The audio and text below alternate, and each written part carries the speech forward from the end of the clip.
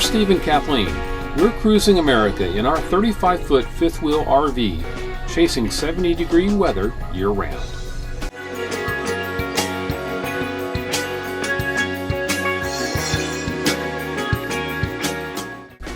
If you'd like to watch our previous videos, please click the Cruising America playlist link in the description below this video. Otherwise, enjoy our current episode starting now. Welcome back, everyone. All of our RVing since we've started has been in RV parks. No shortages of water, electricity, or sewer. We've read about boondocking and wanted to try it. Boondocking allows one to camp anywhere, legally of course, and most likely without neighbors. In other words, pure solitude, for free in most cases. The flip side is limited water and electricity. Depending on how long you camp, you're limited by sewer too. For those non-RVers, fresh water and sewage tanks are your limits because you can't dump any water on the ground. Well, this July we dipped our toes in boondocking in the Routt National Forest southeast of Steamboat Springs. Our original location was closed because of fires in the area, so we had to find another location. Because of the upcoming 4th of July weekend, we decided to look at every opportunity on the way to the original location and take the first suitable one. That turned out to be a spot on Forest Service Road 302. We picked a spot and settled in. We were camping at 9,500 feet above sea level in absolutely beautiful alpine forest. We spent 5 full days boondocking and loved the hikes and scenery we saw. We were right in the middle of Rabbit Ears Range, which straddles the Continental Divide. Very idyllic mountain scenery.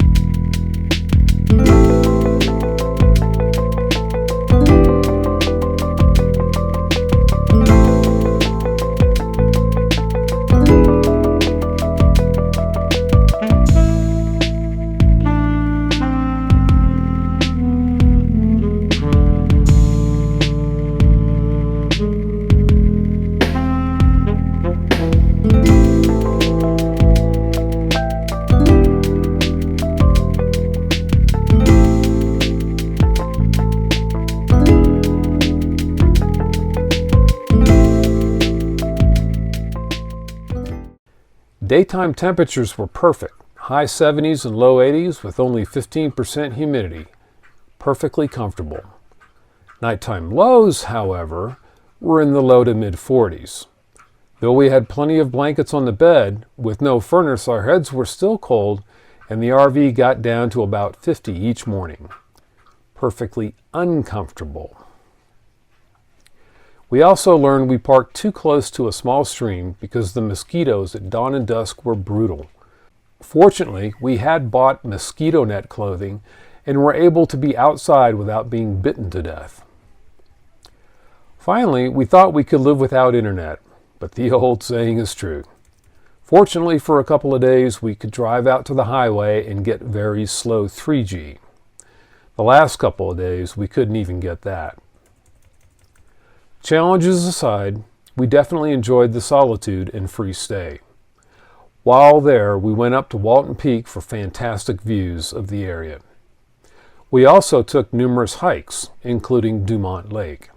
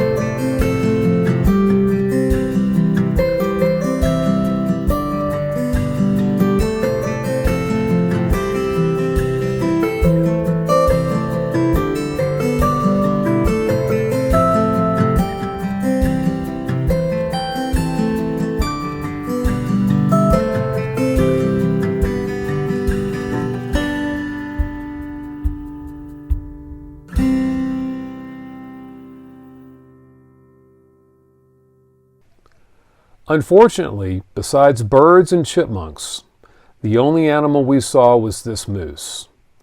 Fortunately, she didn't spook much, and we sat and watched her for several minutes. Then a vehicle came along from the other direction and scared her off. But I'd much rather have a few minutes up close, relatively, than an hour at great distance. She even got comfortable with us and came a little closer. With any luck, we'll see more moose, including bucks, at our next destination, Rocky Mountain National Park. As a medical side note, we also learned 9,500 feet is officially nosebleed elevation, at least for us. The extremely thin, dry air literally caused nasal problems for both of us. Worse, Kathleen was extremely susceptible and developed altitude sickness, which severely restricted her ability to do anything physically rigorous.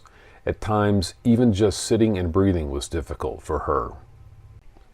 In the end, we had a successful boondocking, but we wouldn't want to do it again.